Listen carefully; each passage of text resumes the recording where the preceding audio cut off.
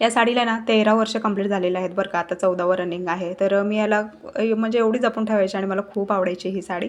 तर आता साडी घालून घालून कंटाळा आलेला आहे म्हणून म्हटली चला याचा ड्रेस वगैरे काहीतरी बनवून ना आपण परत 13 वर्ष घालूया. 13 वर्ष तर काही जाणार नाही, जेवढे दिवस घालेल तेवढे दिवस जातील.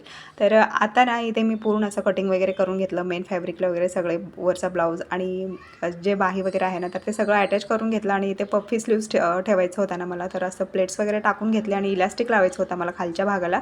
तर इलास्टिक वगैरे लावून घेतला आणि वरचा ब्लाऊज जो आहे तो रेडी केला आणि खालचे प्लेट्स वगैरे टाकले सगळे 3 लेयर्सचे आणि फायनल लुक बघा असं काही झालेलं होतं.